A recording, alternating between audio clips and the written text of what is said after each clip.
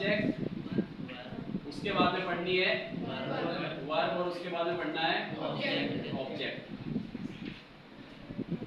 Tense पढ़ने के लिए या सेंटेंस बनाने के लिए या सेंटेंस लिखने के लिए ये तीन चीज जरूरत होती है, सब्जेक्ट की, वर्ब की या ऑब्जेक्ट, ठीक है ना। तो ऑब्जेक्ट नहीं भी हो तो काम चल जाता है, लेकिन इन दोनों का होना जरूरी है। ये कभी कभी जरूरी होता है और कभी कभी जरूरी नहीं होता, लेकिन दो का होना बहुत जरूरी है, सब्जेक्ट का और वर्ब का। तो अपन पढ़ लेते हैं आज सब्जेक्ट। क्या पढ़ लेते हैं? सब्जेक्ट की सब्जेक्ट क्या होता है, सब्जेक्ट क्या होता है।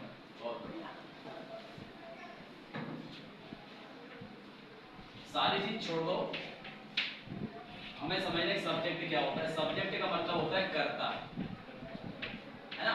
अंग्रेजी में सब्जेक्ट और हिंदी में कर्ता। अब सब्जेक्ट किसको बोला जाता है, सब्जेक्ट किसको पढ़ा जाता है, या कर्ता किसको बोलते हैं, किसको कहते हैं? तो सब्जेक्ट के दो ही पहचान है, या तो काम को करने वाला, काम को करने वाला मतलब कोई व्यक्ति हो गया, या कोई क्या बोलते हैं अपन, ये पशु पक्षी हो गया, या आपके जो जानवर है वो हो गए, काम को करने वाला। एक चीज तो ये। दूसरी चीज ये है जिसके बारे में कुछ कहा गया हो, जिसके बारे में कुछ बताया गया हो, जिसका गुणगान किया गया।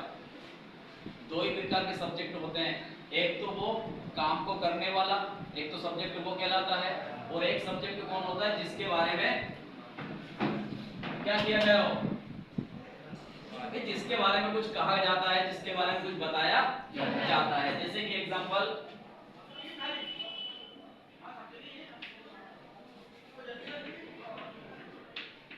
पेन बहुत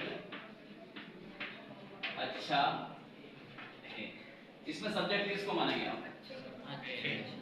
पेन को मानोगे, अच्छा को मानोगे, बहुत को मानोगे? किसको मानोगे?